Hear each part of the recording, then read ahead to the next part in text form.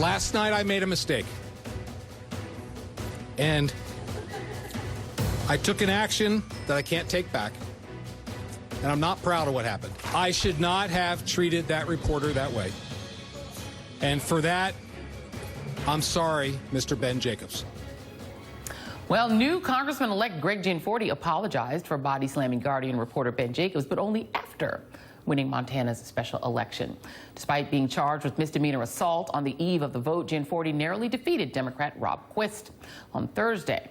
Gianforte faces a court appearance in Montana next month. And joining me now are MSNBC political contributor Jason Johnson and former Breitbart News reporter Michelle Fields. Thank you both for being here. Michelle, you have the unique resume for this segment of having had encounters with campaign people who feel that journalists are fair game.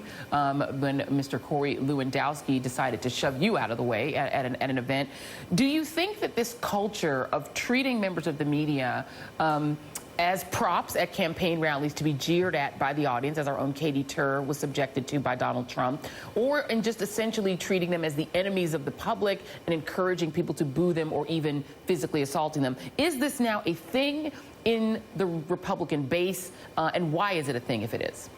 Yes, unfortunately, it is a thing right now. But conservatives have always been skeptical of the media. They've always had a very wary relationship with them. And the reason why is because they feel like they're all Democrats, that they are Democrats who are trying to make fun of them and don't put the story out correctly.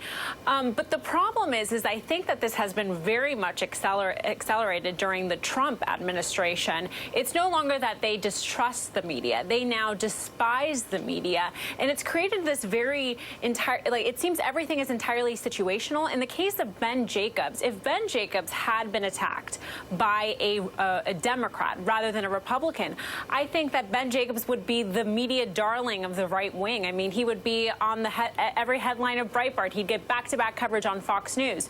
But because it is a Democrat, then because it is a Republican, it's completely different. So everything seems very situational, but this antagonistic relationship that Trump administration has with reporters, I don't think that's going away. And I think the conservative base is going to continue to have that because it's been like that for quite some time. Yeah. It's just now stronger. Yeah, and it starts at the top, obviously, Jason. Let's start with the top. And this is Donald Trump, who took some time out of his big boy trip abroad to make some comments about Gianforte. Take a listen.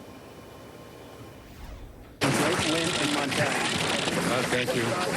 And going one step below that, let's listen to the various Republicans who refused to reject Gianforte even after he assaulted the reporter. We had the head of the National Republican Campaign Committee, the chair, Steve Stivers, who said, from what I know, Greg Gianforte, this is totally out of character. You had Charlie Dent, Republican of Pennsylvania, say he was charged. We don't know all the facts. Trent Franks of Arizona. The left has precipitated this tense confrontational approach.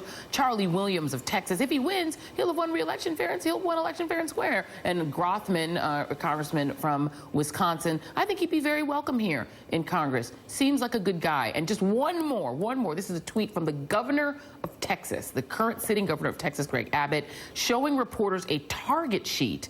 He showed, I don't know if we have this element. This is element 7 for my producers. And he says, I'm going to carry this around in case I see any reporters. That's supposed to be a joke, Jason. This is disgusting. It's cowardly. This is how democracy dies. I'll start off with this, Joy. You know, first off, Gianforte should be ashamed of himself. I hope they throw the book at him, even though the sheriff gave to his campaign. If you're not tough enough, if you're not responsible enough, if you're not disciplined enough to take questions about the budget, you're certainly not tough enough and responsible enough to go to Washington, D.C. Because I promise you, if you try a stunt like this with some of the reporters I know in D.C., you will see these hands and lawsuits in ways that you can't comprehend in Montana. That's the first thing. The second thing is, I think that this is dangerous, not just because it represents a sort of cowardice on the part of the President of the United States, but a cowardice on the part of a political party that has to know that good reporting helps everybody. Having investigative reporters helps everybody. So if you want to claim, oh, well, these reporters are bad and terrible under these circumstances, you're going to miss out on the times where they're investigating the other side. So I think this is a dangerous precedent. It's dangerous to democracy. and it should be an embarrassment to Paul Ryan and any Republican who wants to support this guy. And, but I think you have to also, I'm not a big fan of the sort of veneration of the voter, Michelle. I think we give voters a pass on a lot of things, and we say it's the politicians who are sort of imposing this behavior on them. The Republican Party, the conservative movement, has been very critical of culture. They've talked about hip-hop culture, rap culture being violent. But let's take a look at a couple examples of the culture inside of the Republican Party right now. There was this chilling picture that came from, this is November, this is the day before the election, and it was a Trump rally, and a man had a shirt that read, "Rope, Tree, Journalist." That was a Minneapolis rally for Donald Trump, and then he hashtagged it Election 2016. So essentially a lynching sort of motif on his shirt. And then let's listen to a voter in Montana. This is a GN40 voter talking after she knew that he beat up Ben Jacobs. It didn't make me question my vote because I think he can do a good job. He has a business background, and I know him personally, so I think he can do a good job. I think he made a mistake in not holding his cool. And Michelle, this is somebody who not only was violent with this reporter, he has a history of being very erratic. He is tied to a suspected white nationalist and claims, oh, well, I wasn't aware of some of his views. He's tied to a pastor who wrote that black families were stronger under slavery. This is not an unknown quantity. He's a guy with a bad history, a thuggish present, and yet the voters of Montana are fine with it. I mean, I'm a conservative. I cannot defend that. I mean, that's just absolutely horrible. But I do think you're right in the sense that it comes from the top. The Republican Party and as conservatives, we are always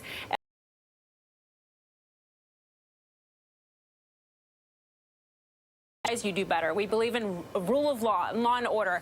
But it does seem as though now with a lot of conservatives, not all conservatives, but many high-profile conservatives, rather support and take the side of the party rather than the side of civility, of human decency. You saw, I don't know, Laura Ingraham, who is a big conservative, basically applauding this, that Ben Jacobs didn't go in and fight back, that he got his lunch money taken away. I mean, this is not conservative. This is very unconservative. Yeah. And not since the caning of Charles Sumner in the well of the United States Senate by a pro-slavery South Carolina senator have we seen the sort of mainstreaming of this kind of violence. It has happened before. It is happening again. Jason Johnson will be back later in the hour. And welcome to the show, new friend of the show, Michelle Fields. Thank you very much for being here. We'll have you back. And coming up,